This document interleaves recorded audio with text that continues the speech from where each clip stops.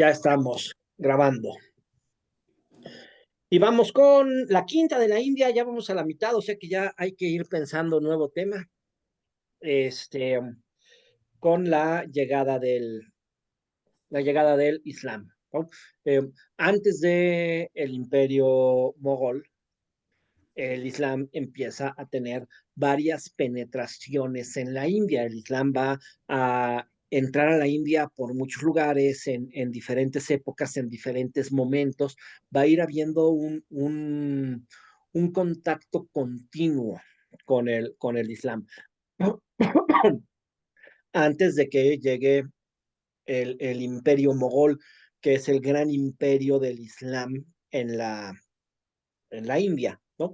Pero antes de que llegue el Imperio Mogol, va a empezar a haber unas primeras incursiones, va a empezar a haber unos primeros acercamientos, algunos pacíficos, otros no tan pacíficos, desde luego, ¿m?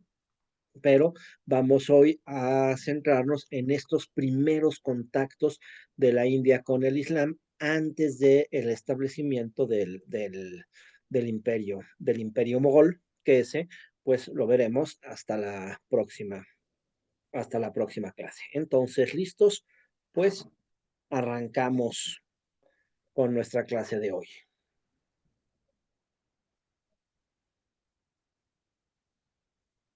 Entonces, pues como decíamos, ¿no? El Islam va a llegar a la India de diversas formas y en diversos momentos.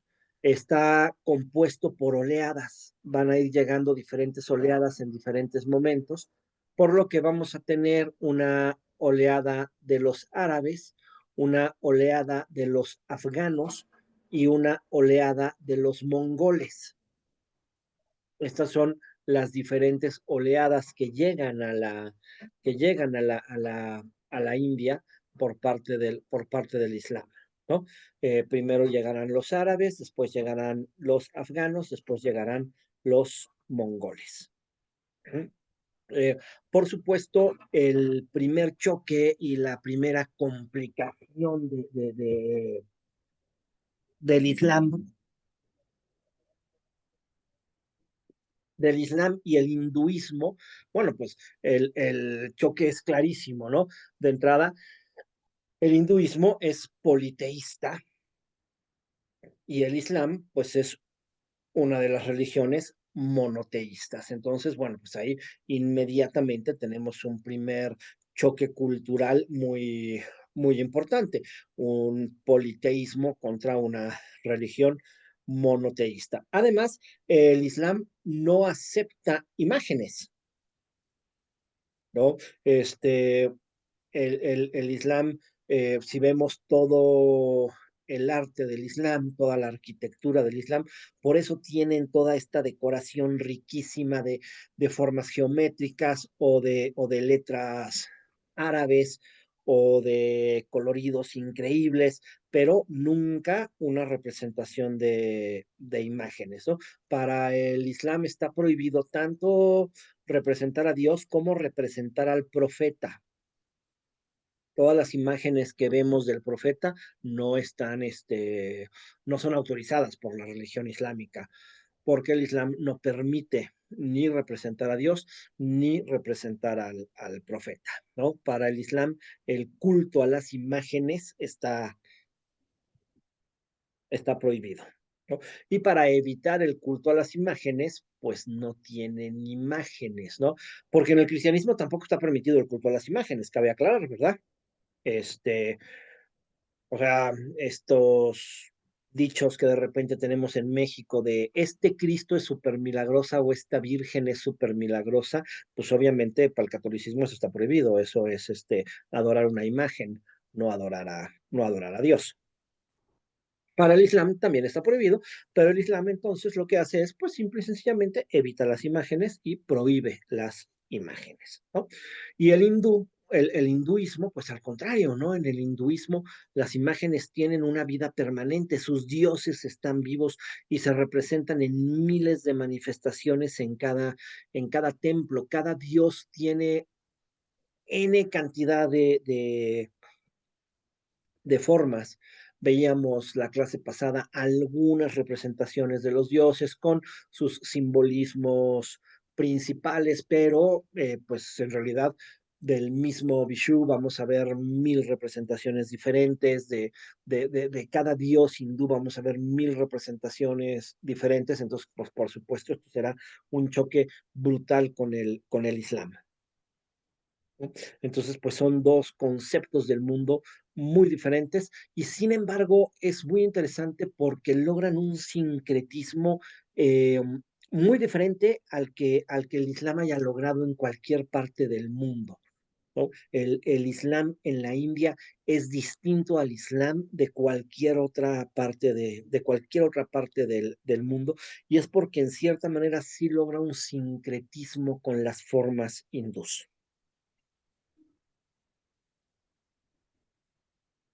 Por supuesto, al mismo tiempo que el Islam se adapta a la India se adapta al Islam. Y por supuesto, la llegada del Islam al subcontinente indio marca un cambio muy profundo, muy importante en su historia y en su religión, transformando pues toda la estructura política de la India, pero también transformando sus expresiones culturales, sociales y religiosas. Pero en esta India en la que nada muere, en esta India en la que todo permanece, pues desde luego vamos a ver claramente que permanece el hinduismo junto con el Islam, ¿no? Y que tiene una vertiente islámica adaptada al estilo artístico de la India, pero claramente islámica. O sea, el Islam como debe de ser, digamos, ¿no? Y al mismo tiempo el hinduismo sobrevive y mantiene su pureza en el hinduismo. Pero en medio aparecen híbridos religiosos interesantísimos de Islam con hinduismo, en una mezcla que ni es Islam ni es hinduismo, es otra religión, pero en realidad es otra religión cuyo objetivo es la, la, la mezcla de ambas religiones, cuyo objetivo es generar un puente entre ambas religiones. Y esto pues, es una manera muy interesante de cómo se da pues este mundo muy particular en la India. Entonces, pues de entrada, el Islam va a llegar por diferentes oleadas, va a llegar por diferentes medios, va a llegar en diferentes formas, ¿no? Decíamos, va a llegar en su forma de los santones sufis que vienen a predicar el Islam, pero que son predicadores, que son gente de paz. Van a llegar los saqueadores del Islam, cuyo único objetivo es saquear, robar, destruir, no convertir, no conquistar. Va a llegar el Islam a gobernar, y el Islam que gobierna, pues tendrá sus momentos de amplísima tolerancia, en donde pues simplemente convivirá con el hinduismo. Los gobernantes serán musulmanes, pero el hinduismo seguirá su curso y los seguidores del hinduismo seguirán libremente con su religión, como tendrá sus momentos de un Islam violento, de un Islam impositivo que destruya templos hinduistas y que intente obligar a el hinduismo a convertirse al Islam. Gobernó diferentes zonas de la India. Cuando finalmente llega el imperio mogol domina prácticamente la totalidad de la India. Este, pero aún así siempre permanecen las regiones hinduistas y siempre permanece el hinduismo en la India, ¿no? De tal manera que cuando finalmente el imperio mogol caiga, pues habrá en la India mucho Islam, puesto que durante las épocas de influencia del Islam, muchas personas se convirtieron al Islam, pero permanecerá la India hinduista tal cual permanece hasta el día de hoy, y además habrán aparecido una serie de religiones híbridas entre el hinduismo y el islam, mismas que también permanecen en la India hasta el día de hoy. Entonces, pues vamos a ir analizando, ¿no? Aquí tenemos un mapa de cómo, del primer crecimiento del Islam, ¿no? Por supuesto, antes de los mongoles, antes de los turcos, ¿no? Pero aquí tenemos un mapa del primer crecimiento del Islam y vamos a ir viendo, pues, cómo a partir de aquí empieza a llegar a la India en sus diferentes modalidades y en sus diferentes maneras, ¿no? Eh, la primera interacción, obviamente, la primera interacción empezará a llegar a través del comercio, ¿no? A través del comercio marítimo y terrestre. ¿Sí?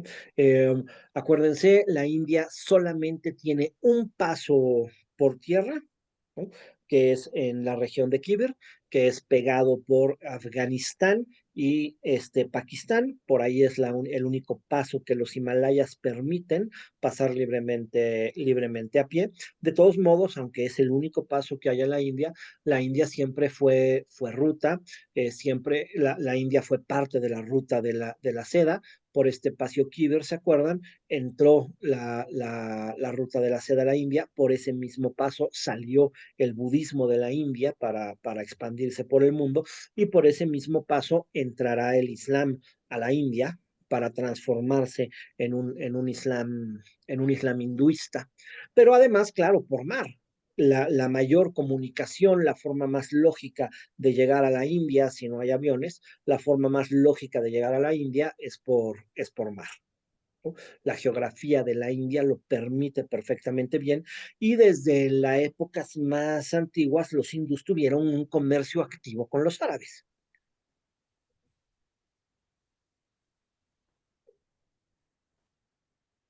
Entonces, los primeros contactos llegarán a través del comercio.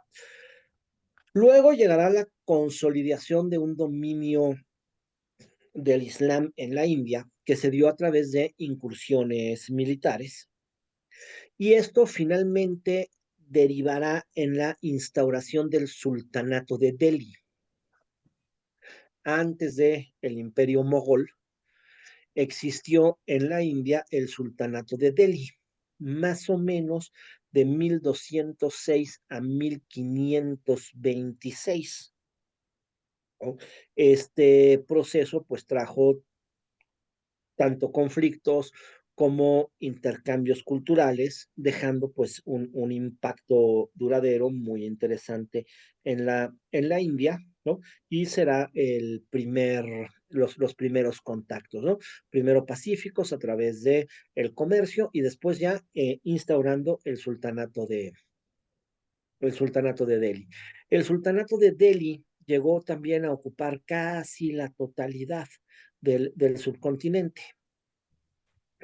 este, Nunca la totalidad del mismo, pero en realidad el sultanato de Delhi en general se centró en el norte de la India. Ujú. Solamente ya muy avanzado al final de la época del sultanato, llegó a ocupar momentáneamente los territorios del sur e inmediatamente empezaron a surgir en los territorios del sur nuevos reinos. Siempre el sultanato de Delhi tuvo que convivir con uno o varios reinos hindús. Siempre estuvieron los rajas hindús eh, gobernando sus pequeñas regiones y siempre estuvieron estos rajas en contacto con el Islam. Entonces, aunque el sultanato de Delhi en su momento de máximo esplendor ocupa casi la totalidad de la India, de entrada es importante, nunca ocupó la totalidad de la India y los periodos en los que ocupó la totalidad de la India fueron pocos y fueron muy inestables. Pero más o menos este fue su territorio en su época de máxima expansión. Y aquí está la bandera del sultanato de Delhi. Esa es la bandera que utilizó el sultanato de Delhi, ¿no? 1206 a 1526.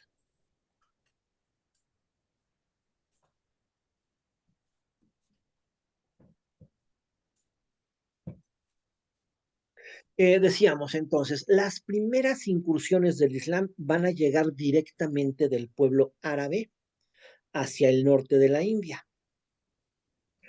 Vamos a recordar tantito cómo se dio la expansión del Islam, las primeras oleadas importantes. El Islam, pues como nos acordamos, espero, como sabemos, el Islam pues nace en las regiones de Arabia, ¿no? De donde es Mahoma. Mahoma empieza a predicar en la región de Arabia, empieza a predicar en Medina, de Medina lo corren, emigra a la Meca, en la Meca empieza su gran prédica, eh, toman un templo que ya existía, y esto es interesante porque eso se nos va a cruzar con algunas situaciones en la India. Toman un templo que ya existía, en realidad la gran mezquita de la Meca ya existía, ya había un templo ahí donde estaban todos los dioses. eh, Arabia, los árabes creían en una multiplicidad de dioses, más de 300 dioses tenía la Arabia preislámica. Ya existía la Roca Negra, que es un meteorito. Entonces ya existía la Roca Negra y ya se le rendía culto a la Roca Negra. Creían en los espíritus y a muchos elementos les rendían culto en forma de espíritus, entre ellos a la Roca Negra, ¿no? Eh, Mahoma, cuando llega a la Meca y toma esta región, destruye a todos los dioses y a partir de ahí empezará a nacer la gran mezquita de la Meca. Entonces, si nos acordamos, pues después de la muerte de Mahoma empieza la gran expansión del Islam, primero con la dinastía de los Omeya,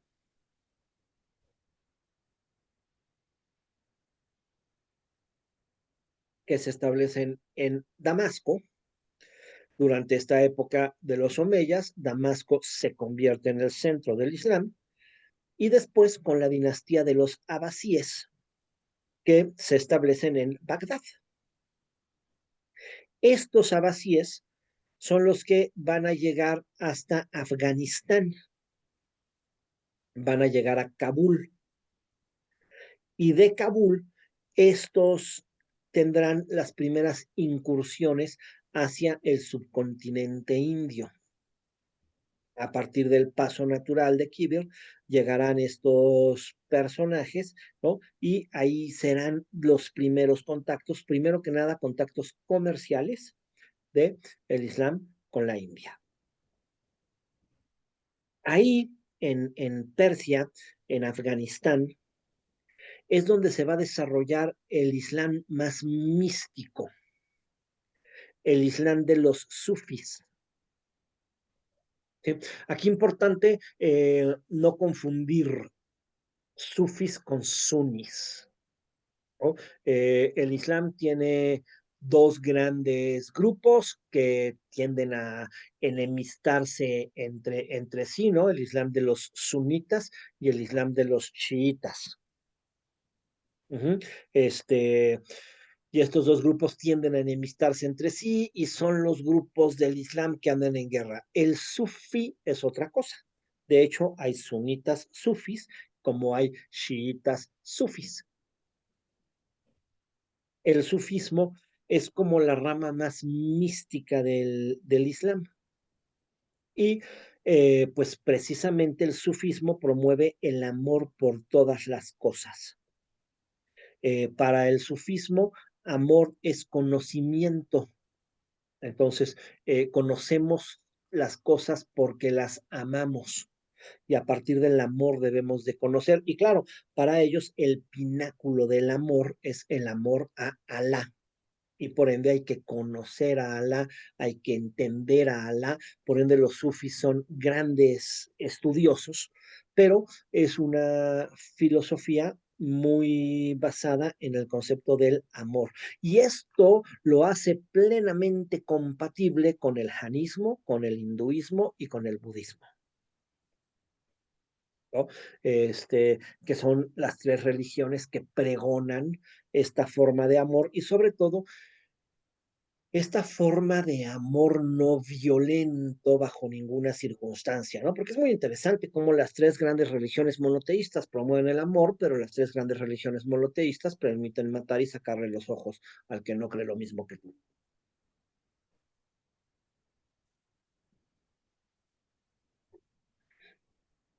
En fin, los sunnis no.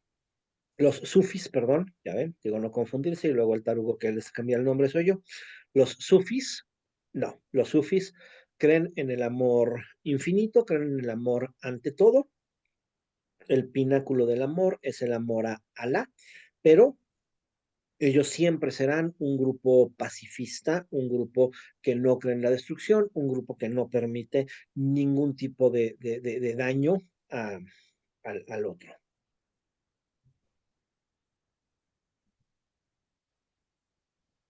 Este Islam sufi que se desarrolla en Afganistán, pues está muy cerquita del paso natural hacia la India, ¿no? De la región de Kibir y de la zona baja de los Himalayas.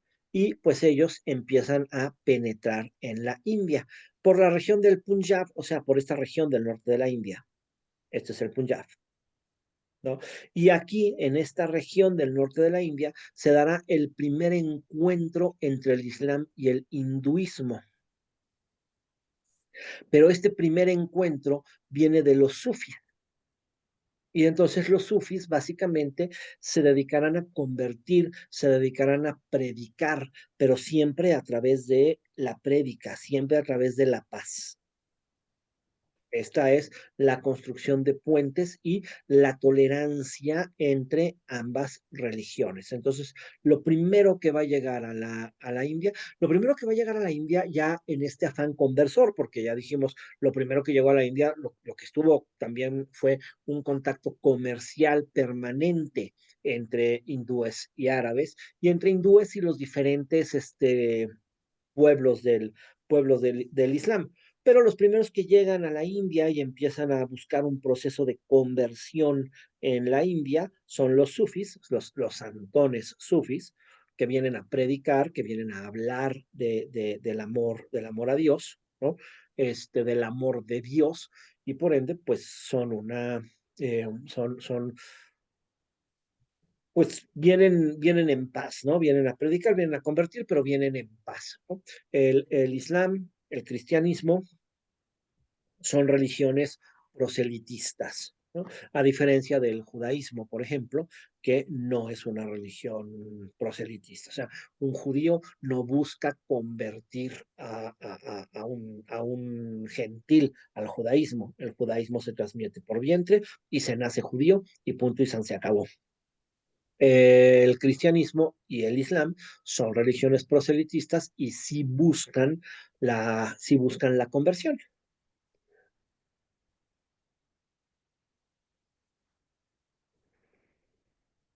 ¿no? También al mismo tiempo que están llegando aquí por la región del Punjab, los santones sufis, ¿no? También al mismo tiempo van a empezar a llegar por los puertos del sur de la India. El comercio que la India mantiene a partir de los mares, pues lo pondrá en contacto con los pueblos árabes islámicos. Y entonces también por el sur, por los puestos como Calicut, Surat o Cochin, también empezará, pues al mismo tiempo que los centros comerciales, pues también se volverán en los centros de difusión cultural, ¿no? En los centros de intercambios culturales, ¿no? Y bien por esa zona empezará a haber una penetración del Islam. Pero todos estos personajes que empiezan a entrar a la India son sufís. A medida que los comerciantes musulmanes llegan a la India, pues algunos se establecen en las costas occidentales, ¿no?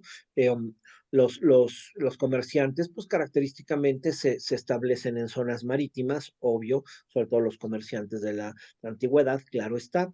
Y ahí empiezan a fundarse algunas primeras comunidades musulmanas en regiones como Gujarat, Kerala, Malabar, que son las zonas del sur de la India, pues empieza a haber algunos asentamientos islámicos y estos asentamientos islámicos comienzan a integrarse pacíficamente con la comunidad local, adoptando prácticas y costumbres de la sociedad india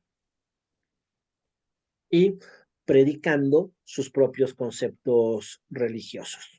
El Islam sufi, en su énfasis en la espiritualidad y en la devoción personal, pues juega un papel clave en esta conversión de hindús y budistas en estas regiones, ¿no? En las regiones de puertos o en la región del Punjab.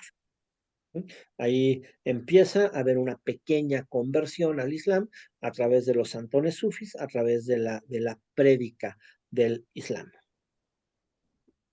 Es una conversión gradual, ¿no? Y curioso, esta conversión es especialmente aceptada en las castas más bajas del hinduismo y es principalmente aceptada en las castas más bajas del hinduismo, puesto que el Islam no acepta tal concepto como el concepto de las castas, y entonces pues claramente es una vía para escapar de la discriminación social y para poder tener posibilidades de mejora. Sí, además, el Islam, y en eso se parece mucho al cristianismo, el Islam también es una religión que predica la caridad, que predica la ayuda, ¿no? De hecho, el Islam, donde gobierna el Islam impone un impuesto, que es el impuesto de la caridad, el impuesto para ayudar a los pobres, y todo practicante del Islam lo paga. Entonces, pues esa es otra razón por la que son religiones sumamente atractivas para las clases más, para las clases más bajas, ¿no? Porque les da acceso a una ayuda caritativa que se promueve desde la religión misma. Entonces, empieza el hinduismo de esta manera, ¿no? Pero nos estamos encontrando primero que nada con un proceso de conversión. ¿Sí? De conversión por las buenas, de conversión a partir de la prédica, de conversión a partir del convencimiento.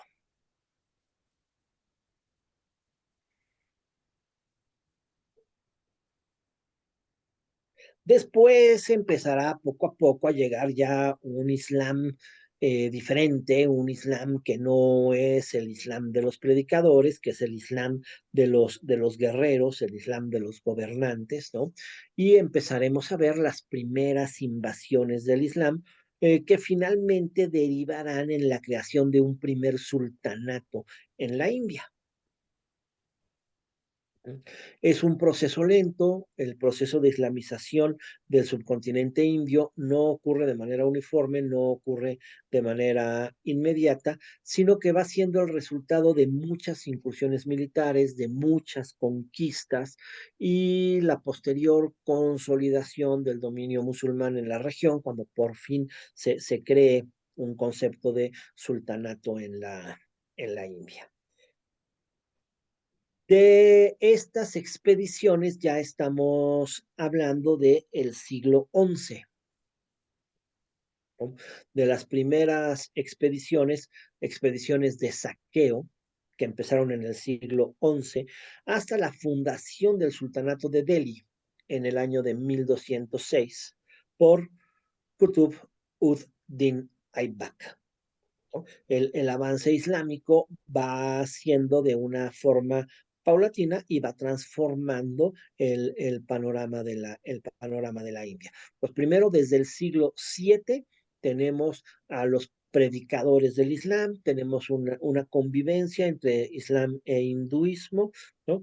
Pero a partir de un convencimiento, y después empezaremos a tener al Islam que se convertirá en gobierno en el sultanato de la India. Y claro, esta ya será la consolidación del Islam a través de un gobierno centralizado, que es pues lo que marcará precisamente la historia de la India medieval. Estamos entre los siglos 7 y 11, o sea, en plena Edad Media, ¿no? Y pues es el mismo periodo en el que el Islam está penetrando en la India por estos diferentes caminos que hemos estado viendo, ¿no? Aquí vamos a conocer a un personaje muy importante, Mahmud de Ghazni. Y además, aquí vamos a ver esta unión interesante de este personaje, Mahmud de Ghazni, con las épocas preislámicas de Arabia. Estos nuevos personajes que están entrando a la India, esta segunda oleada del Islam que está llegando a la India, es la de los turcos mamelucos. ¿Quiénes son los turcos mamelucos? Pues claramente son uno de los múltiples grupos de turcos, ¿no?, que existen en las regiones asiáticas. El pueblo turco, acordémonos también, pues es un pueblo que eh, llega a la región de Asia, es un pueblo seminómada, claramente, que llega a las regiones asiáticas y se va estableciendo poquito a poco también en las regiones asiáticas, ¿no? Es uno de los pueblos bárbaros conquistadores de las regiones de Asia. Los mamelucos provienen de la región del actual Kazajistán. Cuando los árabes se enfrentan con los turcos, muchos de estos turcos fueron esclavizados y muchos de estos esclavos turcos fueron vendidos en Bagdad. Y algunos de estos pasaron a ser la guardia principal del sultán Abbasí. Mamluk significa en árabe esclavo o poseído. Entonces, curioso, porque de una forma muy similar a la que nacerá el imperio otomano, ¿no? Precisamente a partir de turcos, primero esclavizados, luego conversos y finalmente gobernantes. Entonces, es este mismo camino.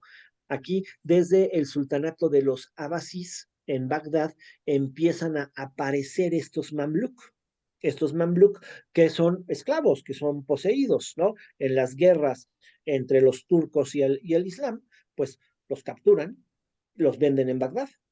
Y como son buenos para la guerra, estos señores turcos, ¿no?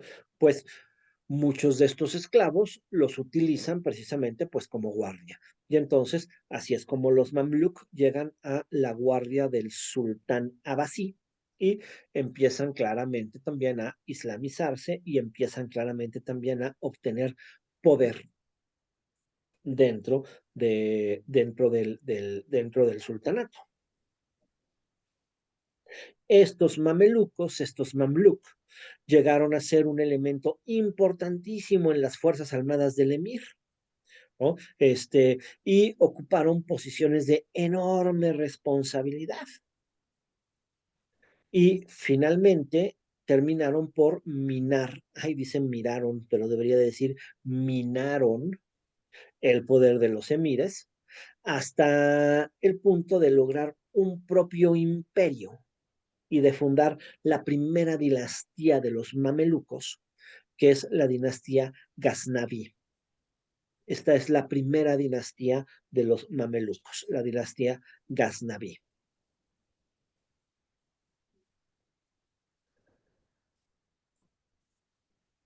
Aquí, el imperio de los Ghaznavis, que pues no era pequeño, ¿verdad? Y que pues claramente llegaba a tocarse con la India. Ahí va a aparecer precisamente Mahmud de Ghazni. Mahmud de Ghazni, personaje que vive entre los años 971 y 1030. Es precisamente uno de estos gobernantes mamelucos de la dinastía Ghaznavi, que controlaba partes importantes de Afganistán y de Irán y el noroeste del subcontinente indio. El interés de la India o el pretexto para conquistar la India de este personaje deviene de una muy interesante leyenda. ¿Sí? Conquistar, entre comillas, Mahmud de Ghazni no es un conquistador, sobre todo en la India, en otras regiones sí será un conquistador, pero Mahmud de Ghazni en la India es un saqueador. Mahmud de Ghazni no conquistó la India, Mahmud de Ghazni saqueó la India. Y pues su pretexto, decíamos, es muy interesante, ¿no? Y para entender a este personaje nos regresamos a la Arabia preislámica que estábamos platicando al principio.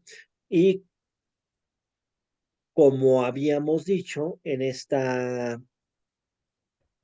Arabia preislámica existían más de 300 dioses.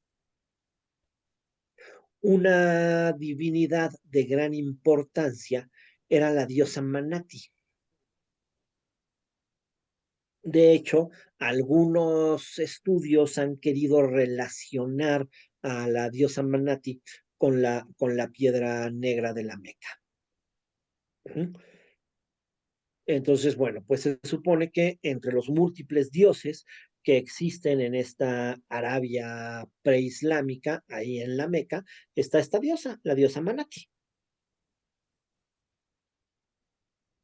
Según la leyenda, cuando Mahoma ordena la destrucción de los ídolos, los sacerdotes de Manati logran huir y encuentran refugio en el subcontinente indio. Estos sacerdotes de Manati tomaron a la diosa, tomaron los símbolos de la diosa, excepto la piedra negra, claramente, la piedra negra se queda en la mezquita de la Meca, ¿no?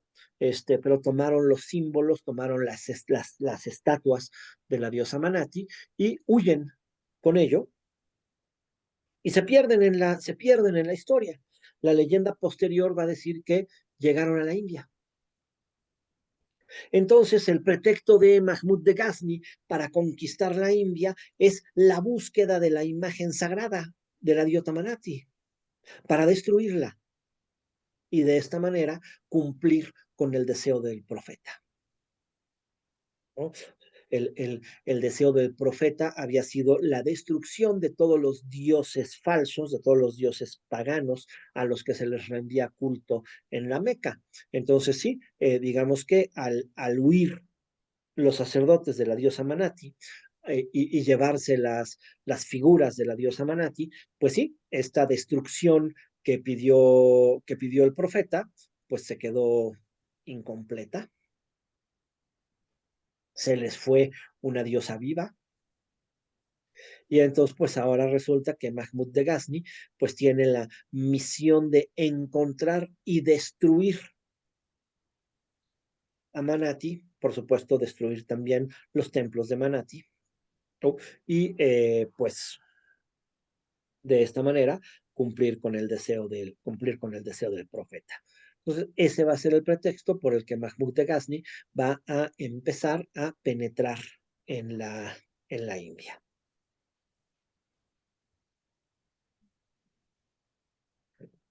Con este fabuloso pretexto de cumplir con el deseo del profeta, pues entre el año 1001 y el año 1027, Mahmud dirigió 17 incursiones en el noreste de la India. En ninguna de ellas se encontró la imagen de la diosa, pero sus objetivos principales fueron los templos y las ciudades más ricas que saqueó para obtener recursos con los cuales fortalecer su ejército y fortalecer su administración en el imperio gaznávida.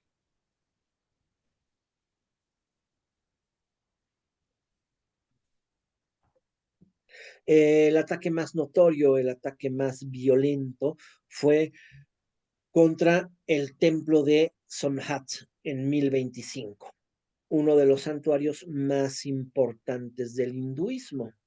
Este saqueo provocó un gran resentimiento entre la población hindú y este enfrentamiento consolidó la percepción de Mahmud como el destructor de templos.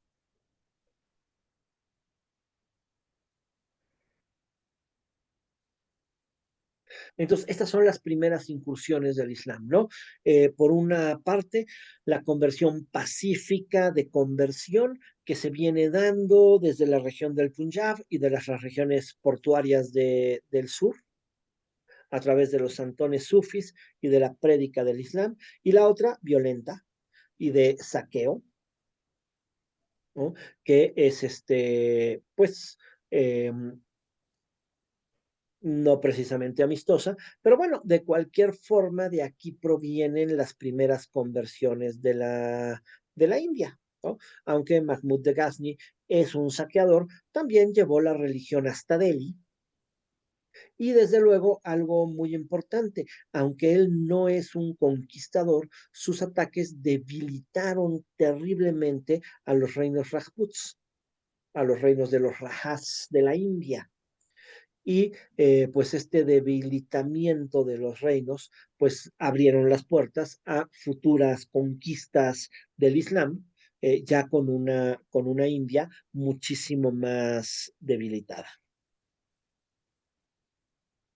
Algo interesante, Somnath es representada como tres diosas en realidad, pero siempre están acompañadas del león.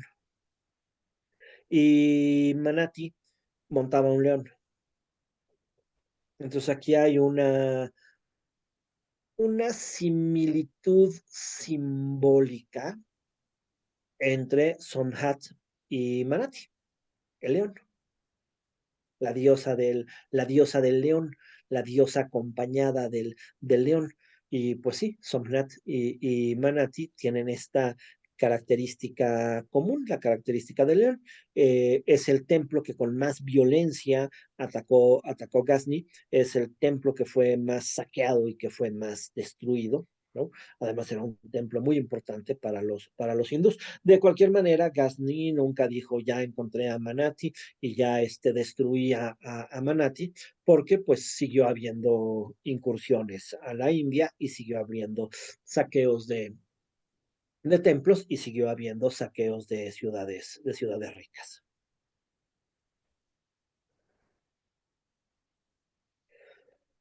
Los templos destruidos, las riquezas saqueadas, pues también influyeron en un discurso de conflicto entre el hinduismo y el islam.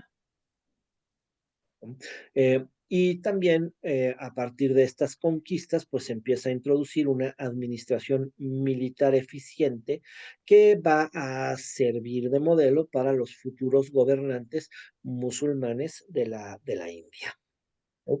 Este es el templo de Somnath.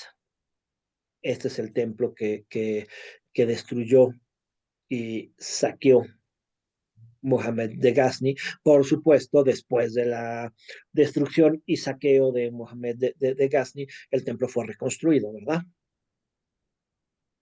Y pues, por ende, el templo de Somnath sobrevive en la India, el culto a la diosa Somnath sobrevive en la India, ¿no? La diosa Somnat es la de las tres chavas. Es la de las tres diosas que vienen con un león, efectivamente, Ujú. que en eso se parece a Manati, en el león. Manati es una, pero en eso se parece a Manati, en el león. 。 . 。 . 。 . 。 . 。 . 。 . 。 . 。 . 。 . 。 . 。 . 。 . 。 . 。 . 。 . 。 . 。 . 。 . 。 . 。 . 。 . 。 . 。 . 。 . 。 . 。 . 。 . 。 . 。 .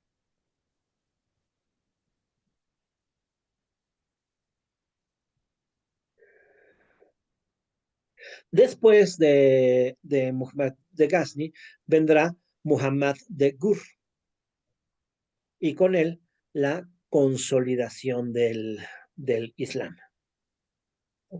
Muhammad de Gur, que vivió entre 1149 y 1206, era un gobernante de la dinastía Gurida de la India, también con base en el actual Afganistán. Aquí, bueno, algo muy complicado de seguir todas estas dinastías y todos estos encuentros y todas estas situaciones, desde luego, ¿verdad? Es que estos territorios de Afganistán, de los persas, son muy cambiantes, tienen múltiples incursiones, tienen múltiples dinastías, se siguen unos a otros. Entonces, pues sí, seguimos en Afganistán, pero ahora estamos hablando de los Gurida.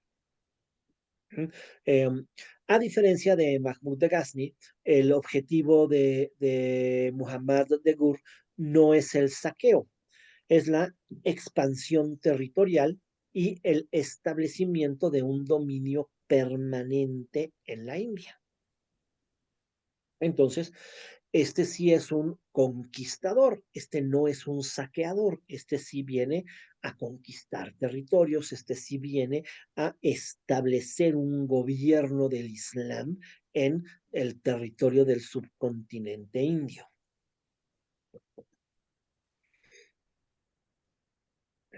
Los guridas o guríes son una dinastía de ascendencia iraní en la región, vienen de la región de Gor, en lo que O sea, son actualmente es persas. de Afganistán, son persas, efectivamente, ¿no? Su origen étnico exacto se desconoce, pero sí, son los que provienen de Irán y son precisamente los persas.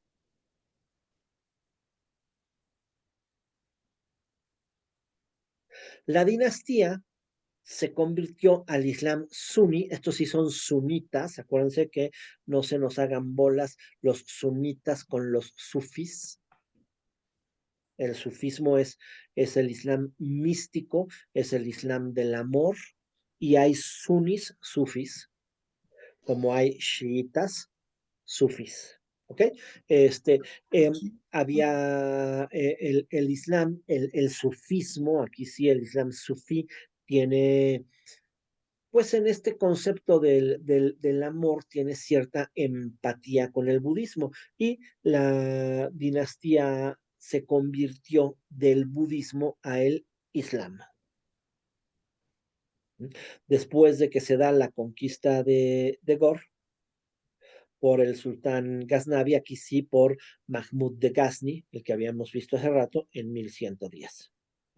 Esta dinastía derrocó precisamente al imperio gaznávida en 1186. Entonces, es la misma región de Afganistán, ¿no? Mahmud de Ghazni era de la dinastía gaznávida. Es un Costco, es una La gris. dinastía gaznávida fue derrocada por la dinastía, por la dinastía, ay, Gurida, perdón, ¿no? Pero finalmente, pues, ahí están en Afganistán otra vez, ¿no? Entonces, estos se convirtieron al Islam, ¿sí? Y de ahí vendrá este nuevo conquistador que es Muhammad de Gur. Este,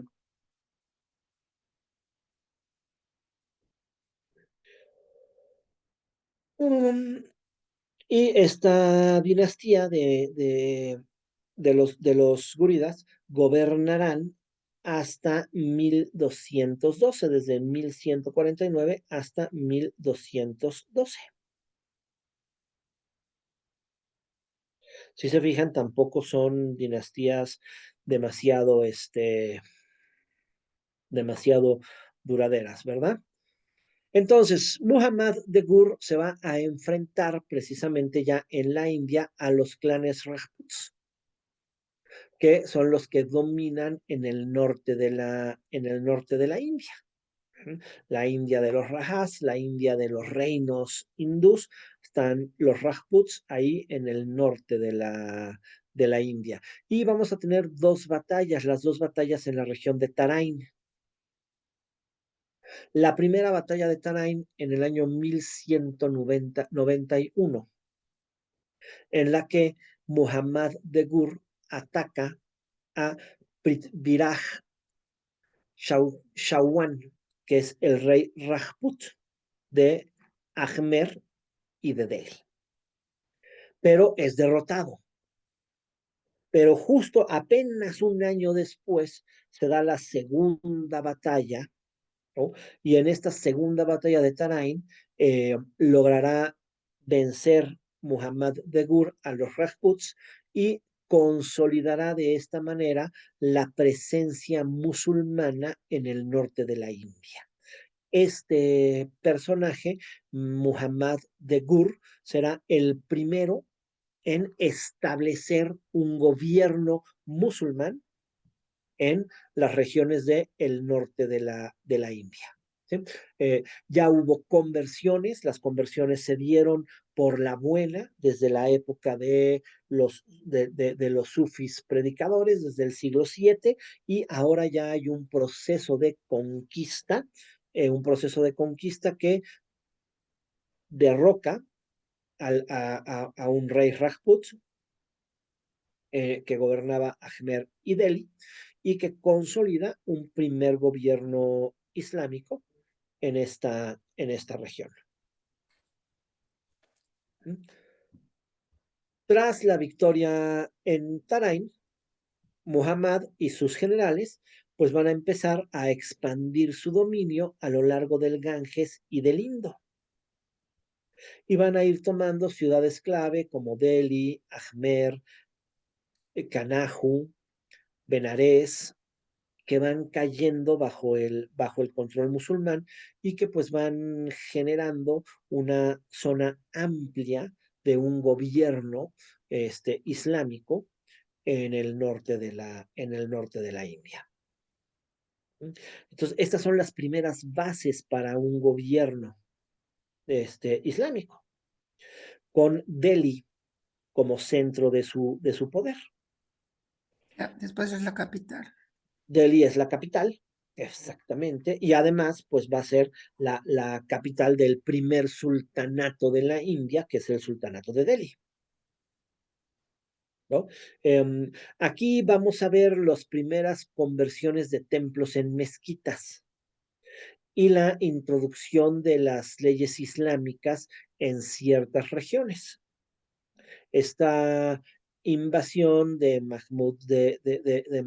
Muhammad, perdón, de Gur, ya no es un Islam de prédica pacífica, ¿no?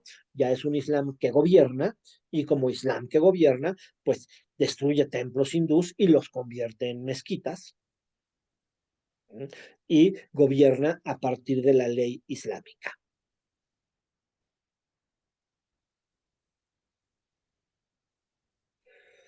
Una de las construcciones más importantes de esta época es el minarete de Qutb Minar, que se construye en el 1192 y que es a la fecha el edificio más grande del mundo construido con ladrillos, obviamente, ¿no? Qutb Minar significa Torre de la Victoria y simboliza pues precisamente esta llegada de un primer gobierno musulmán a la India, ¿no? La proporción del minarete con la mezquita es impresionante, ¿no? Sí, qué bárbaro, sí. Esa es la mezquita, ¿no? Y este es el minarete, ¿no? Primero se construyó el minarete y en realidad se toma más bien como pues como este significado, ¿no? La torre de la Victoria. ¿Te imaginas subir a echar la cantadita ahí arriba? Pues allá suben a echar la cantadita, Ah, ¿no? Este, y es la única mezquita que solo tiene un minarete. Pues sí, pero qué tamaño. Es Don Minarete, desde luego. Pero es la única mezquita que solo tiene uno. Lo común es que tengan cuatro. No, y además ya ni suben, ya nada más ponen el disco. Ya nada más le dan play, exactamente. Ya no hace falta subir. Bueno, a ellos también les llega la modernidad, ¿no? También los curas ya no jalan las cuerdas de las campanas, ya están grabadas. Sí, ¿verdad? Sí, claro, ya en catedral también nada más le dan play y ya Ujú. suenan las, suenan las campanas y entonces tienen músicas muy bonitas, ¿no? Ujú. Pero bueno, sigue siendo el edificio de ladrillos más grande y pues obviamente sigue siendo el alminar de ladrillos más alto del mundo y un destacado ejemplo del arte islámico en la India, ¿no? Siendo además el monumento islámico más antiguo de Delhi. Está construido con arenisca roja, cubierto con tallas y con versículos del Corán. Corán, madre Es mía. una obra de arte majestuosa, ¿no? Sí. Ujú. En la actualidad, decíamos, pues se sigue especulando sobre el auténtico propósito, ¿no? No era como tal un alminar, no era como tal un minarete. La proporción de la torre con la mezquita, pues es una locura. Se construyó primero la torre, después se construyó la mezquita y después se le dio a la torre pues su valor de minarete, ¿no? Pero en realidad, pues por qué o qué onda o o por qué se construyó, por qué fue la primera construcción islámica en Delhi, pues no queda demasiado claro, pero Qutb Minar significa Torre de la Victoria.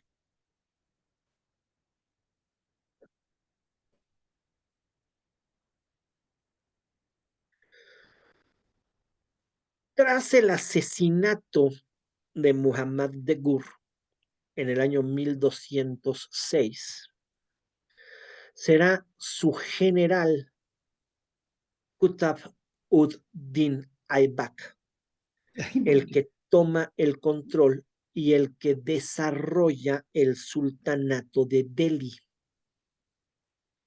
Y ese sultanato es la primera dinastía, bueno, en realidad fueron 5 dinastías, ¿no? Pero con ese sultanato se establece la primera dinastía musulmana establecida en la India y gobernará por un poquito más de 300 años,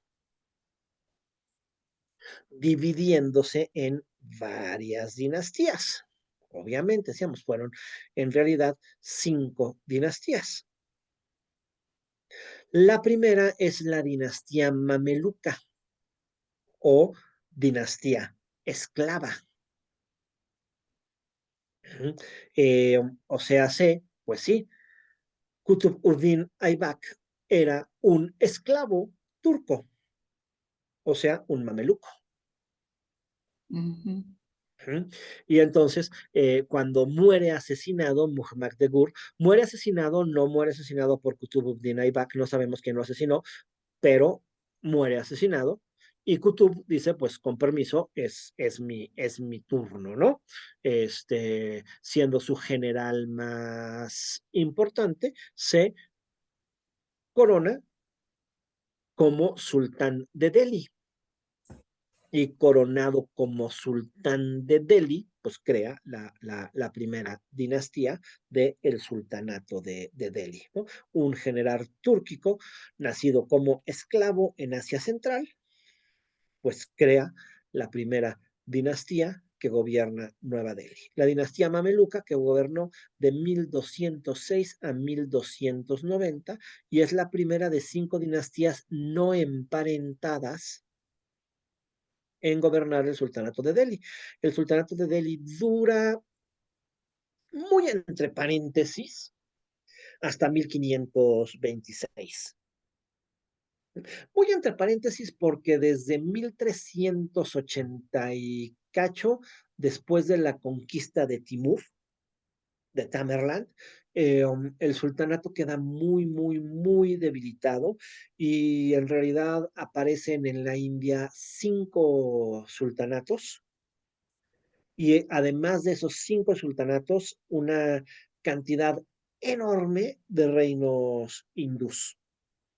Y bueno, se queda el sultanato de la India hasta 1526, pero en realidad ya a partir de 1386 es un sultanato cuyo poder es prácticamente nulo.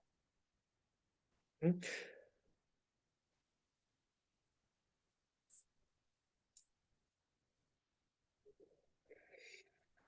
Ahí los territorios que llegó a gobernar el sultanato de Delhi. Que decíamos, pues fueron varias dinastías, ¿no? La primera, la dinastía mameluca o dinastía de los esclavos. Después vendrá la dinastía Khalshi o Khilji, que es una dinastía de origen euroasiático turco-afgana, que conquista y gobierna la India entre 1290 y 1320. Esos fueron la segunda dinastía islámica que controló el sultanato de Delhi. Si se fijan, lo que vive la India es un proceso de diversas conquistas del Islam. No es un sultanato establecido y permanente, ¿no? Son 5 dinastías, pero estas dinastías son diversas conquistas que vive que vive la India. Entonces, esta segunda dinastía, la dinastía Khalji o Khilji, es una dinastía de origen euroasiático, turcos afganos, y en realidad son una segunda oleada de conquistadores que toman el control del sultanato de Delhi y por ende siguen gobernando bajo la misma estructura y conceptos del Islam. ¿Mm? Ikhtiar Ubdin Muhammadi es uno de los generales de este Qutb ud-Din Aibak, ¿no? Él conquista otras regiones, conquista Bihar, conquista Bengala a finales del siglo XII y los Kiji se convierten en enemigos de la dinastía de los mamelucos. ¿Sí? Y finalmente, pues estos grupos entrarán en guerra permanente hasta que la dinastía Khalji tome el control del sultanato de Delhi. Entonces, vemos una India que tiene a sus reinos hindús y que tiene al sultanato de Delhi, y vemos una India en la que los mismos musulmanes están en un proceso de guerra permanente, ¿m? Entre ellos y a la vez contra los reinos hindús. ¿Sí? Entonces, eh, no hay de esta manera un Islam que logre establecerse y permanecer, a pesar de que son 300 años de dominio, pero al mismo tiempo es un dominio relativo porque continuamente son nuevas dinastías que están peleando con las dinastías anteriores, son musulmanes, musulmanes contra hindús, y esto pues claro que no logrará un Unificar. establecimiento del Islam en la India como tal, ¿no? Hasta que lleguen los mogoles. Mm. Ellos sí lograrán un establecimiento, un imperio islámico con un gobierno continuo que dura otros 300 años más. O sea, son 600 años de dominio del Islam en la India, primero 300 con un dominio relativo y conflictivo, y después 300 más ya con un dominio imperial bien establecido a partir de los mogoles.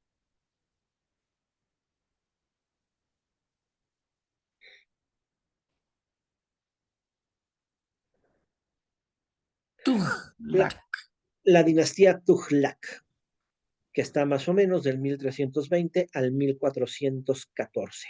Esta es una dinastía turco-pakistaní que reina en el sultanato de Delhi en la India medieval. Ocupa el trono del sultanato en 1320, cuando Ghazi Malik se hace con el poder en Delhi.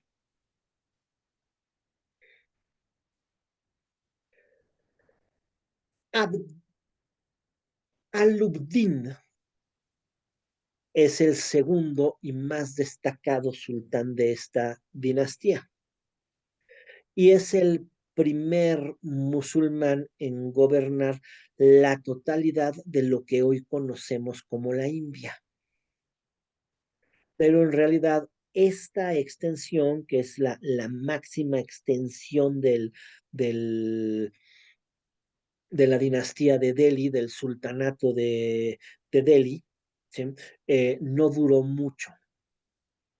Le quitan todo el copete, ¿verdad? ¿Qué no fue en la Segunda Guerra o en la Primera Guerra? Pakistán y esas poblaciones, ¡toin!, la sacaron, ¿no? Pero ahí estamos hablando ya de mucho tiempo después, ¿no? Por eso, pero Sí, entonces, este subcontinente, este es lo sí. máximo que tuvo de territorio en ese Esto tiempo. es lo máximo que tuvo el sultanato de Delhi, Ah, el de Delhi. de territorio.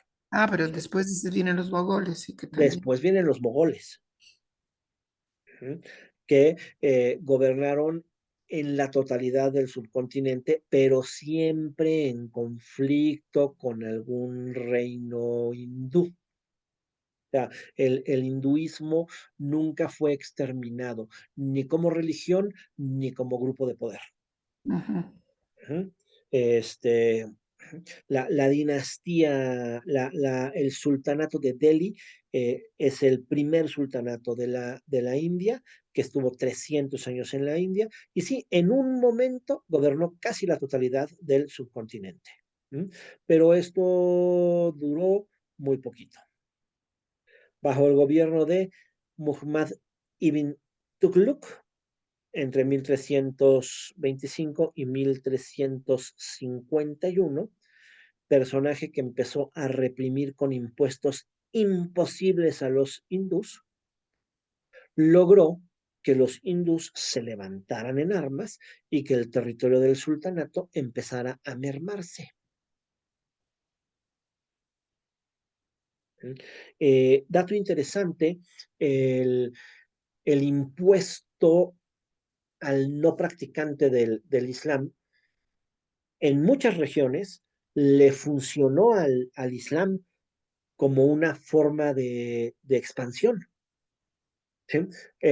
Los practicantes de otras religiones se convertían al Islam con tal de que no se les cobrara un impuesto.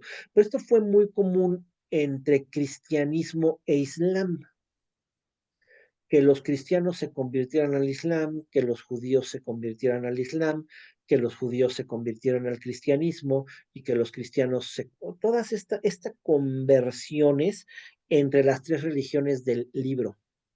O sea, entre tres religiones que al final del día tienen muchas similitudes entre sí. Cuando esto se intentó en la India, los hindús no se convirtieron. Los Mm, hindús se rebelaron, no aceptaron el impuesto y se rebelaron. sí, Esta dinastía además enfrentó las primeras incursiones de los mogoles, precisamente cuando Tamerlán saqueó y conquistó el norte de la India. ¿Quiénes son estos personajes, verdad? ¿De dónde nos salieron los mogoles? pues Ahorita vamos a de ver un Mongolia. poquito quiénes son estos mogoles que bajo la tercera dinastía del Islam, también conquistaron la India. Pero bueno, antes vamos con la dinastía Sayida, que es la cuarta dinastía que reina el sultanato de Delhi y que tuvo 4 soberanos entre 1414 y 1451. Esta cuarta dinastía salió precisamente de Tamerlán. Timur, Tamerlán, el conquistador, el que llevó el imperio mongol a su máxima expansión. El imperio mongol es el imperio que está fuera de la India. ¿Sí? También son practicantes del Islam. Este, y dominaron casi la totalidad de Asia Central. Esos son los mongoles. Tamerlán, uno de estos mongoles, conquistó el norte de la India. Y después de conquistar el norte de la India, como la India no era su interés, nombró a un nuevo sultán de Delhi y lo dejó. Y esta es la cuarta dinastía del sultanato de Delhi, la dinastía de los Saida, que fueron nombrados por Tamerlán. ¿No? La dinastía fundó Yizir Khan. La dinastía la fundó, perdón, Yizir Khan, que es este personaje impuesto por Tamerlán, ¿no? A quien Tamerlán había hecho gobernador de la India, gobernador del Multán en Punjab. Él conquista la ciudad y conquista el resto de los territorios del sultanato y pues con esto comienza la cuarta dinastía del sultanato de Delhi.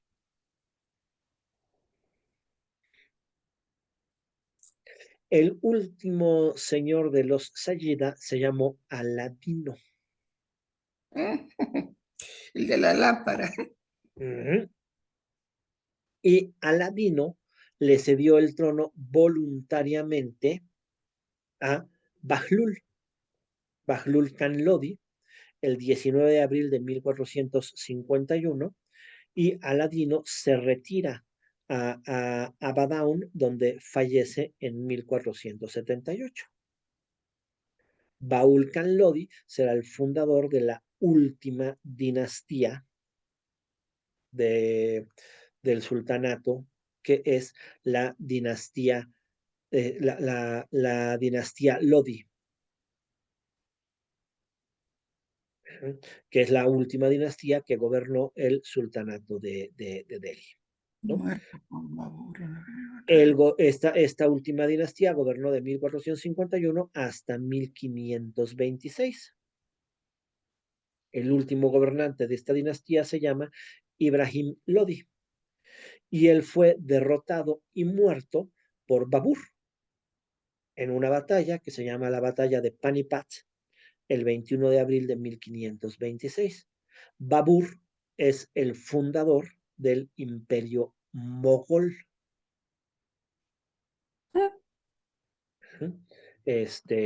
Que ya será el Islam imperial, el Islam que le modifique toda la estructura a la India, ¿no?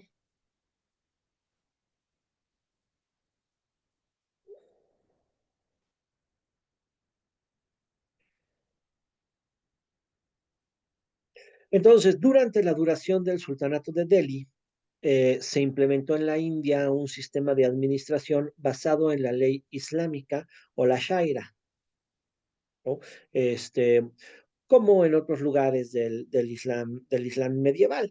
Estas leyes de la Sharia por lo general incluían la libertad religiosa con el pago de la jizya, que es el impuesto sobre los no musulmanes.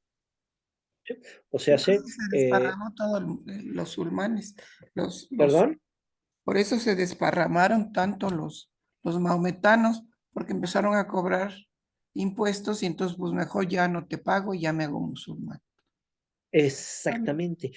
Es lo que les decía. Este impuesto, el jizya, el jizya funcionó muy bien en otros territorios y funcionó como un método de conversión. O sea, aquí nadie te obliga a convertirte Eso de evangelizar, al sí. Islam, ¿no? Pero si no te conviertes, pagas un impuesto. Y entonces esto genera muchísimas conversiones. Curiosamente, en la India no.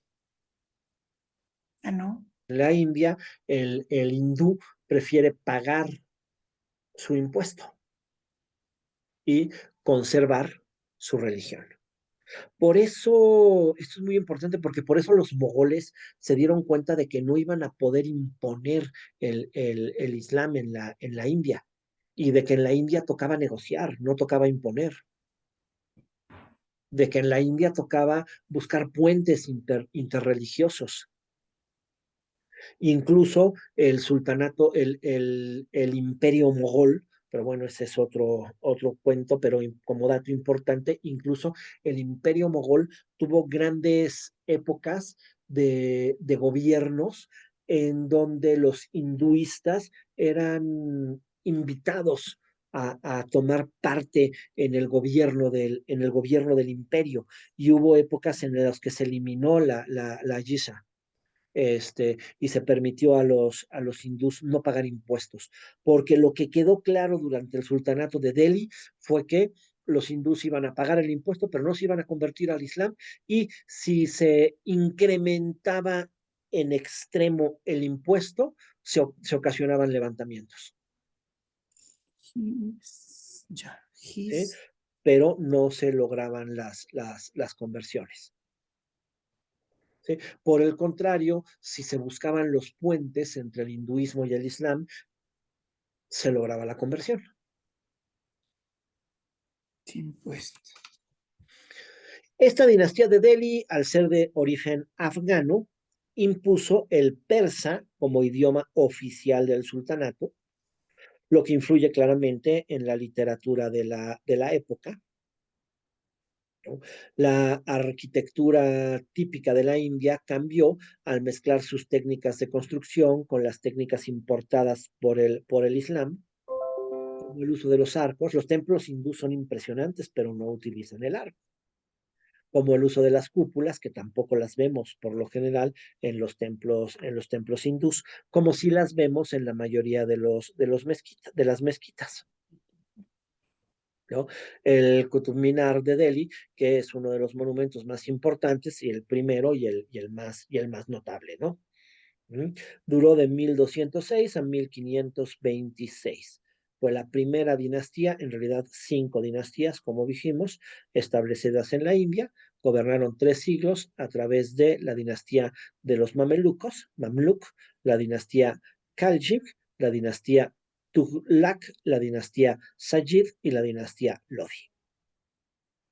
Tughlaq.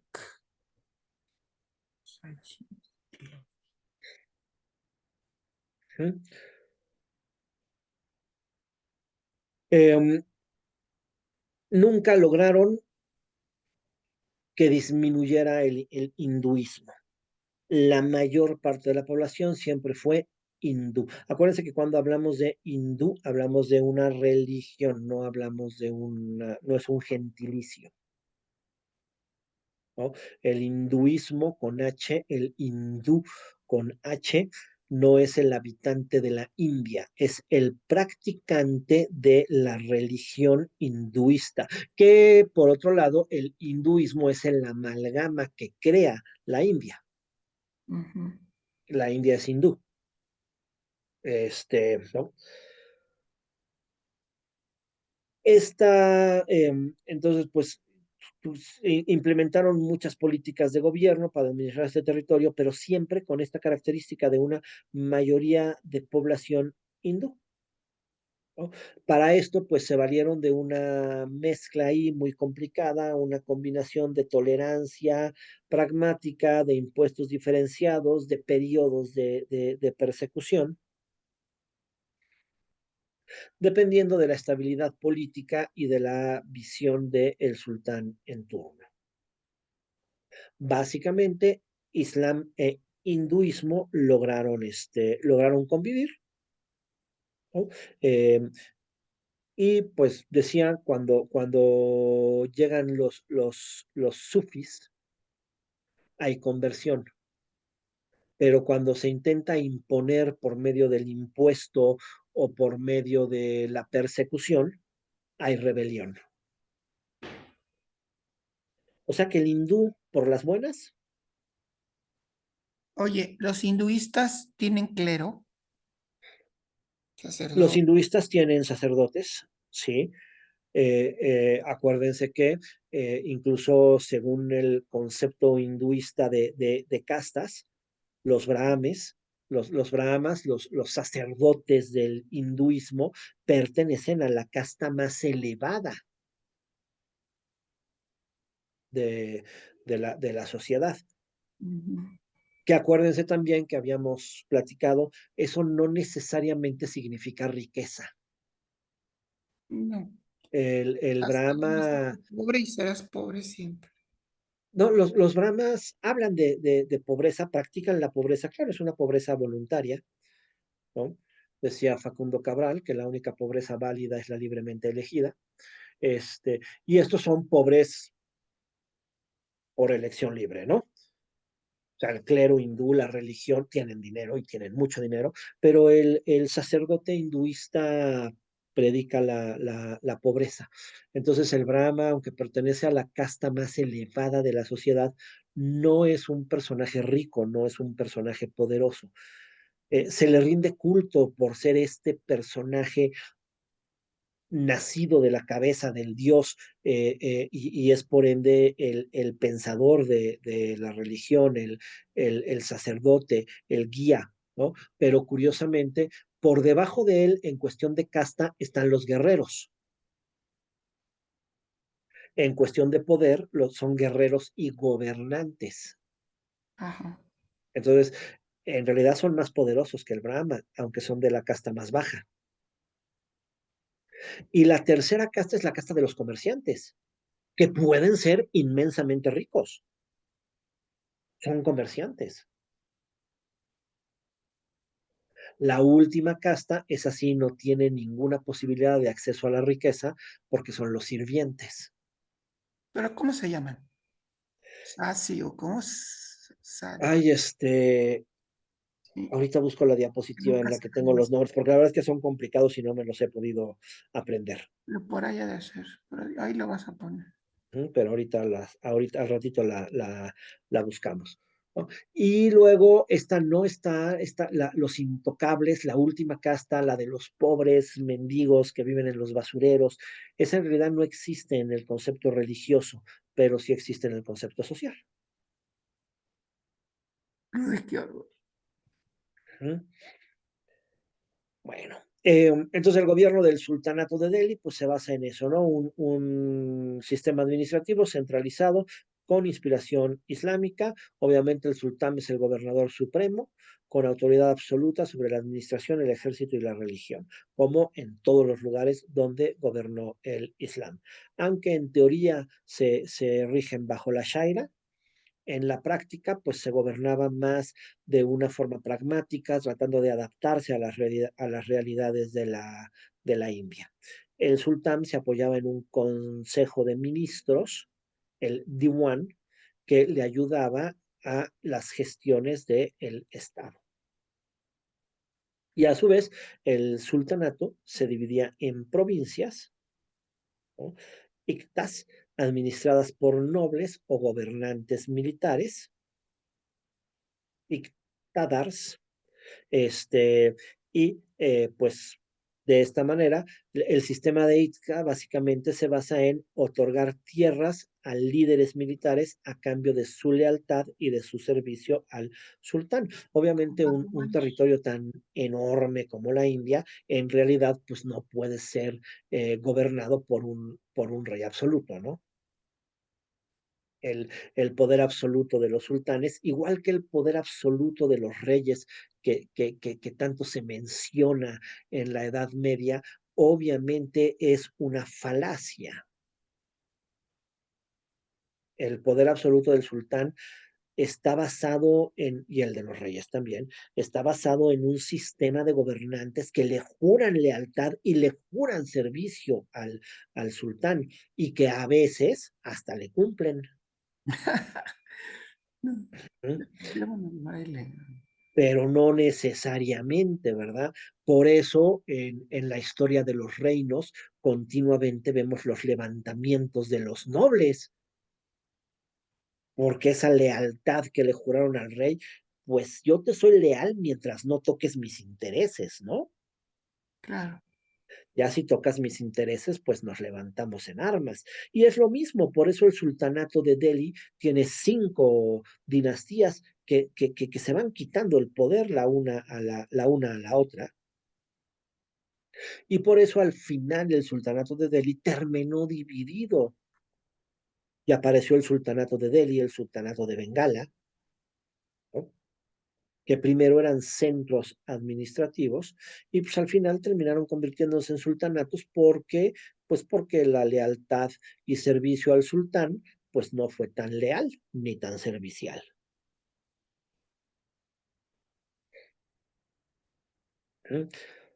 Se impusieron impuestos a la población con diferencias entre musulmanes e hindús. Se impuso el karaj también, que es el impuesto sobre la tierra, que se afectaba a todos los agricultores. La chisa, que es el impuesto especial a los no musulmanes, principalmente hindús. El zakat, que es el impuesto obligatorio para los musulmanes, Para obras de caridad. que es el destinado a obras de caridad. Y además, pues estaba el impuesto sobre el comercio y el ganado. Se gravaba la producción agrícola y el comercio interno. Dado que la mayoría de la población del sultanato siempre fue hindú, pues la relación entre el gobierno musulmán y los hindúes estuvo mezclada por ratitos de amistad y de prácticas pragmáticas y ratitos de persecución religiosa, ¿no? Según el gobernante en turno.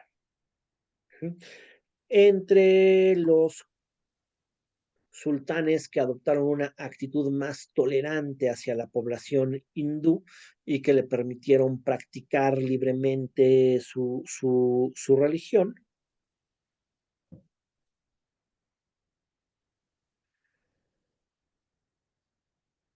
Encontramos a Alauddin, Aladín. Alauddin Khajji. ¿No? Él impuso impuestos altos a los hindús, pero nunca promovió las conversiones forzadas, implementó políticas económicas inclusivas y permitió el comercio e incluso hubo administradores hindús dentro de su gobierno.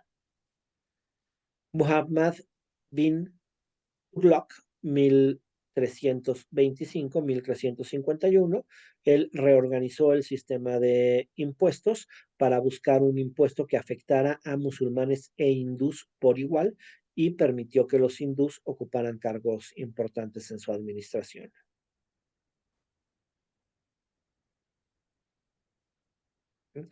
Feroz Shah Tughlaq, que también impuso impuestos elevados a los hindús, pero financió la restauración de los templos destruidos en conflictos anteriores e introdujo las políticas de asistencia social para la población rural, principalmente hindú. Este, los sultanes que siguieron los sultanes más importantes que siguieron políticas de persecución y restricción y fueron pues hostiles al hinduismo buscando fortalecer el dominio islámico, pues también tenemos aquí a los más importantes, Balbán, que prohibió que los hindús ocuparan posiciones de poder en la corte e impuso castigos muy severos a los rebeldes hindús.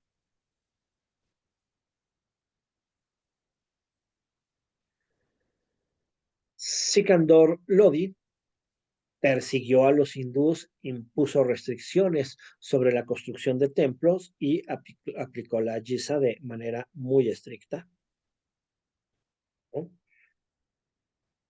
Entonces, pues sí, hubo momentos de represión. Muchos hindús se convirtieron voluntariamente al Islam, como les decía, cuando es por el convencimiento de los sufis, hay muchas conversiones, ¿no?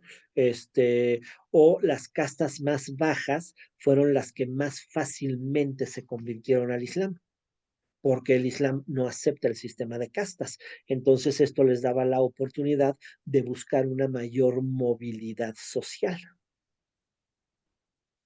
La influencia de los sufis, ya dijimos, predicadores más espirituales, más tolerantes, también logró muchas conversiones. Ahora, la mayor parte de la población hindú permaneció fiel a su religión y continuó con sus prácticas, bajo ciertas restricciones, desde luego, pero continuó con sus prácticas.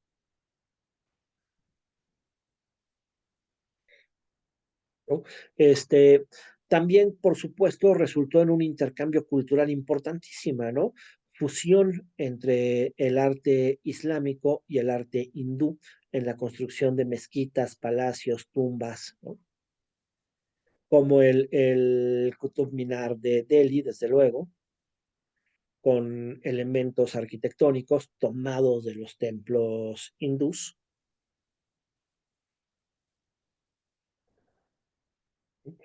Eh, Ahora, en algunos momentos y en algunas regiones de la India, el Islam también terminó por adaptarse al sistema de castas.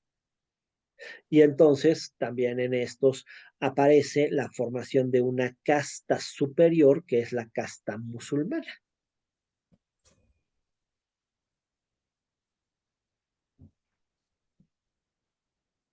Ahora, lo de hace ratito decíamos, ¿quiénes son estos personajes de los mogoles?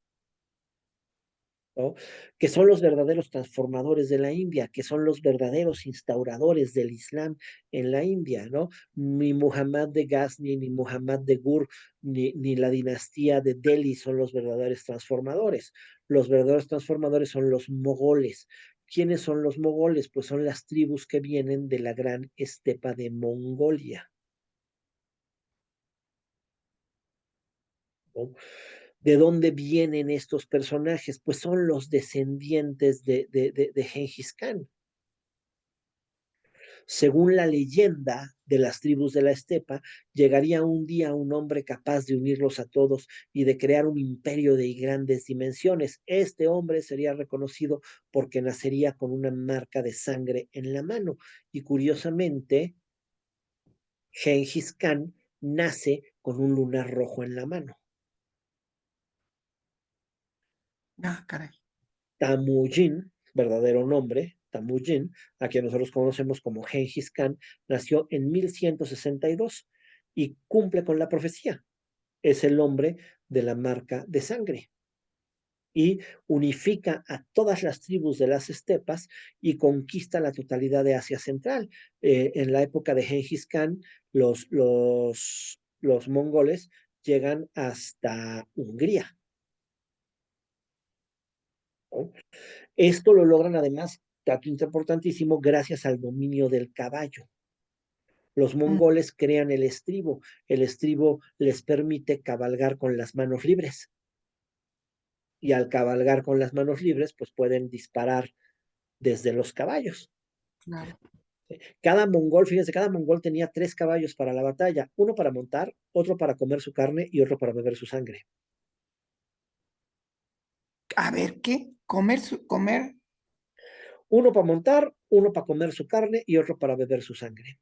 Hora de guacala. Pues sí, pero necesitas líquido para sobrevivir en el desierto. Sí, desde luego. Y la sangre del caballo era líquido. Y al caballo que mataban, Se su invitaban. carne la ponían abajo de la montura. Y entonces venían cabalgando encima de la carne y venían apachurrando la carne de caballo. Y de ahí viene la carne tártara. Ah, dale. Bueno, esos mongoles, a través de muchas generaciones, desde luego, van penetrando en todas partes de Asia, ¿no? Esos mongoles son los que llegan a China y son la dinastía Yuan de China. Son los Mm, que llegan a Rusia y se convierten en tártaros. ujú. En su expansión permanente, terminaron por chocar con el imperio árabe. Y cuando chocan con el imperio árabe, esto termina en la islamización de los mongoles. También es el origen de los turcos, ¿no? Es que están, exacto, están los pueblos túrquicos, están los pueblos mongoles, o sea, todo más o menos va siendo este mismo sistema de un choque de culturas, ¿no? Y como como los árabes traían una cultura muchísimo más fuerte, tanto los mongoles como los turcos eran pueblos bárbaros. Sí. Entonces, los mongoles son absorbedores de cultura. Por eso llegan a China y adoptan la cultura china y se convierten en la dinastía Yuan, pero bajo el gobierno de los mongoles, China sigue siendo completamente China, porque el conquistador absorbe la cultura del pueblo conquistado y por eso se islamizan. Los turcos diferencian, los turcos fueron derrotados por los árabes, esclavizados, también se convirtieron al Islam y luego se convirtieron en gobernantes, ¿no? Ujú. Ujú. Este, estos mongoles ya islamizados son los que se van a empezar a expandir hacia la India. Y ahí es donde viene Tamerlán o Timur en 1336, que es el que vimos que es el primero que invade el sultanato de Delhi, que no lo conquista, pero lo deja terriblemente debilitado. La India para ese momento, por supuesto, ya había recibido muchas incursiones del Islam y algunas regiones ya estaban islamizadas, ¿no? Y había un sultanato en la India. Pero entonces, Timur es el primer mongol que llega a la India. Entonces, ¿quiénes son los mogoles? Pues los mongoles. Los mongoles que en China se llaman la dinastía Yuan, que en Rusia se llaman tártaros, en la India se llaman mogoles. Pero básicamente son los mismos, son los mongoles. Son los pueblos bárbaros de ahí de Asia Central, ¿verdad? Uh -huh. Burr, conocido en Occidente como Tamerlán, pues es un líder militar importantísimo. Él nació en el actual Uzbekistán, transoxiana, se autoproclamó heredero del imperio mongol de Gengis Khan, aunque no era descendiente de Gengis Khan, pero él se autoproclamó heredero del imperio de Gengis Khan y creó el imperio Timúrida, que abarcaba desde Persia, todo Asia Central, Afganistán y partes del Cáucaso. Ya lo agarró un montón. Un territorio pequeñito. Ujú. Uy, nada más. Timur justifica la invasión alegando que el sultanato de Delhi estaba en manos de un gobernante musulmán débil y que debía de corregir esa situación. Por eso Timur dejó a un gobernante de Delhi y creó, bueno, no creó, creó la cuarta dinastía de Delhi, ¿no? Claro, además, pues de pasadita, saqueó la India, desde luego, para llevarse su buena tajadita, ¿no? Al mismo tiempo, desde luego, controlar la India le indicaba que no le fuera a surgir una amenaza rival en su región, ¿no? Todo esto fue el Imperio Timúrida. ¿Alrededor de qué año? 1300 por ahí, ¿verdad? En 1398 llega a la India. Ujú. ¿Mm? Este, Llega a la India y deja a su propio gobernante, ¿no? Toma Delhi, causa una de las matanzas más brutales en la historia de la India. Por cierto, miles de habitantes mueren asesinados, la ciudad es saqueada durante semanas, no establece un dominio duradero en la India, se retira de la India con un inmenso botín, pero deja el sultanato pues completamente debilitado y sumido en el caos.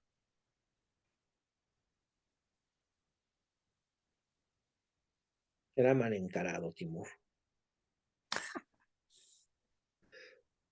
Esa invasión de Timur es lo que dejó ya irreversiblemente dañado al sultanato de Delhi, ¿no? Todavía quedó un rato largo de sultanato de Delhi, ¿no? Pero en realidad ya sumamente debilitado, ya sumamente fracturado, con una crisis económica y social muy importante. La población empieza a sufrir hambrunas, se empiezan a dar desplazamientos masivos, se empieza a destruir toda la infraestructura urbana que había creado el sultanato, y pues la autoridad del sultán se reduce, permitiendo que aparezcan las dinastías regionales. Con este vacío de poder en la India, ¿no? Pues aparecerán ahí reinos musulmanes y reinos hindús. Entonces ya la dinastía Sayyid y la dinastía Lodi en realidad pues van a hacer un intento por restaurar el sultanato de Delhi, pero nunca lograron recuperar la gloria anterior.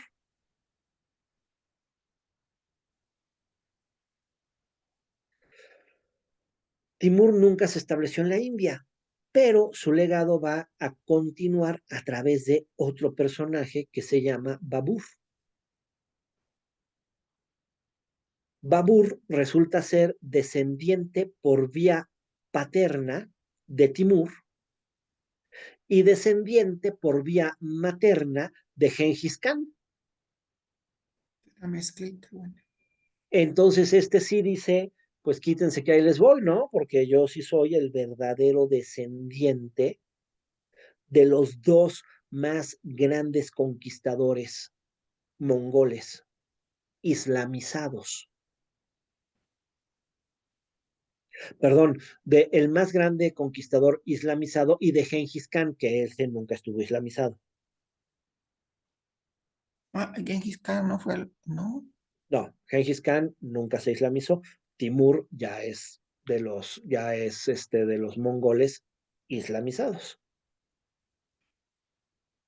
Entonces, con este pretexto de su linaje timúrida, linaje de Gengis Khan, finalmente Babur decide recuperar la India. Y en 1526 derrota al último sultán de la dinastía Lodi en la batalla de Panipant, y entonces a partir de este momento él él empezará la construcción del imperio mogol. Sí. Herederos de la tradición timúrida van a gobernar la India durante otros 300 años, fusionando la cultura islámica y persa con la tradición de la India. Fíjate, en 300 años hicieron muchísima obra, ¿no? Sí, Arquitectónica, están bárbaros. así es, ¿no? Hasta los años 1500, cuando el Islam empieza a tomar actitudes menos tolerantes, y la respuesta es el enfrentamiento entre el Islam y el hinduismo. Pero fíjense en esta construcción de puentes tan interesante de la India, ¿no? Cuando se dan estos periodos de no tolerancia, aparecen figuras interesantísimas. Hacia los años 1500, cuando se da un enfrentamiento muy fuerte entre islamismo e hinduismo, va a aparecer un personaje que es el gurú Nanak Dev Ji.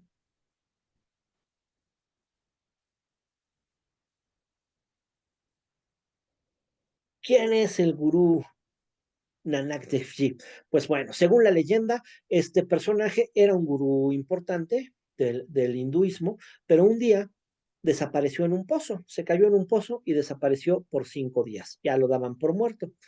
Al quinto día sale del pozo y comienza una nueva prédica y asegura que durante su estancia en el pozo platicó con Brahma, y Brahma le dijo que él no es ni hindú ni musulmán, que no existe tal cosa como el hinduismo y el islam, sino lo único que debe de existir es un concepto unificado de la divinidad.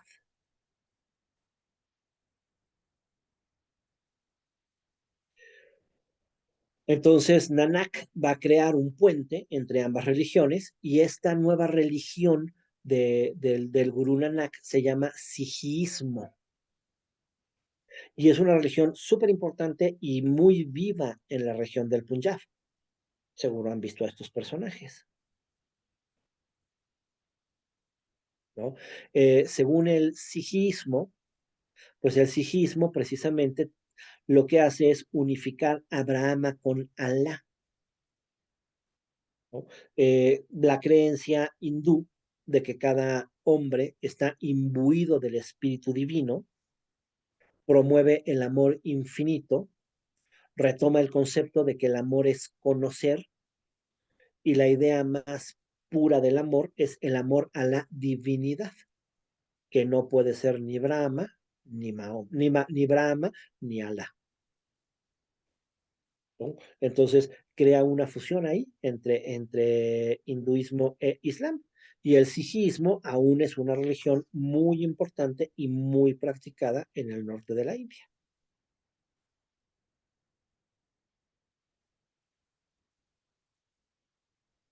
Ahí nos cuenta la leyenda que cuando el Gurú Nanak murió, pues empezaron las discusiones de cómo debería de ser enterrado. Si debería de ser enterrado bajo los conceptos del Islam o bajo los conceptos del hinduismo, ¿no? Enterrado en la tierra, y viendo hacia la Meca, o incinerado para que su cuerpo se destruyera y su alma pudiera unirse Dios. con el Brahma, con la divinidad universal, con el todo. Entonces, se supone que cuando el Gurú Nanak está muriendo y está esta discusión, dice que primero que nada dejen su cuerpo entre rosas. Las Y rosas de un lado, creo que es el lado izquierdo, representan al Islam y las del otro lado representan al hinduismo. Y las rosas que más tiempo duren serán las que marquen la forma de mi entierro, pero ninguna rosa se marchita y el cuerpo del Gurú Nanak desaparece, con lo que deja claro que ni hinduismo ni islam, simplemente una divinidad dentro dentro de cada ser humano.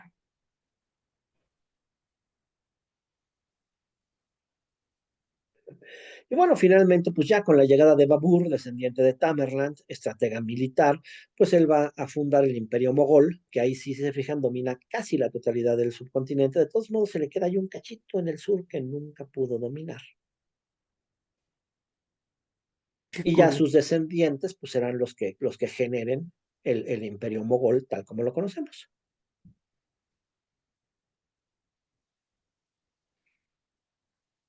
¿no? Ahora, el Imperio Mogol fue mucho más tendiente hacia buscar una síntesis religiosa, hacia crear un sincretismo, y de hecho hay un sincretismo artístico, arquitectónico muy interesante, con imágenes de pavos reales increíbles, con imágenes de animales y jardines, con todos los colores representativos de la India y con todos los conceptos geométricos increíbles del Islam, ¿no? La prohibición de las imágenes se suplió con este sincretismo y con eh, Con la escritura, ¿no?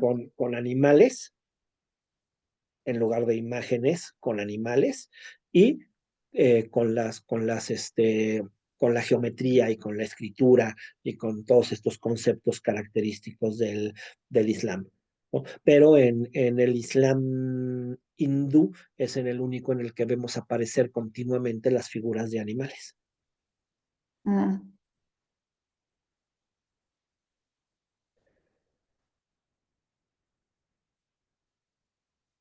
Y pues ahí las obras máximas de este sincretismo de este sincretismo mogol, ¿no?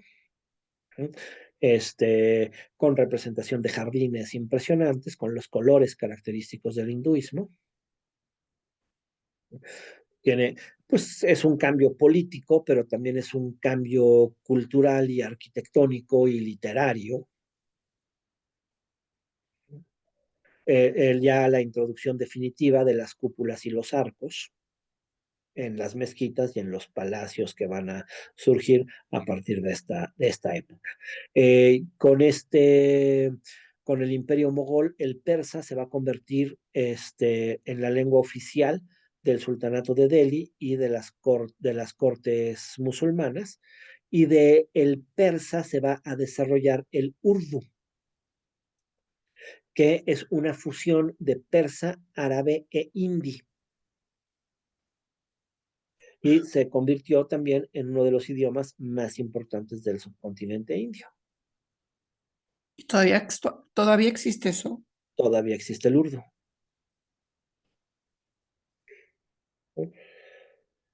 Y bueno, pues así es como fue llegando al Islam, ¿no? En una situación muy compleja que va desde los comerciantes, los santones sufis, la consolidación del sultanato de Delhi y finalmente ya la consolidación del imperio mogol. ¿Mm? Ahora sí les traigo poca bibliografía, pero pues es que ahí estaba casi todo. Una historia completa de la India. Es una enciclopedia de 6 volúmenes, el quinto volumen completamente dedicado al sultanato de Delhi. Está bárbaro. ¿Cómo poder pronunciar el idioma? Ah, no, bueno, eso Ahmad Isami. es complicadísimo, ¿no? Sí. Por supuesto no lo he logrado, ¿verdad? Me cuestan mucho trabajo No, los pues cualquiera. nombres. Perfecto. Ahora sí somos muchos. Ok. Pues hasta aquí llegamos hoy con el inicio del Islam en la India. La próxima semana nos vamos ya con el imperio mogol.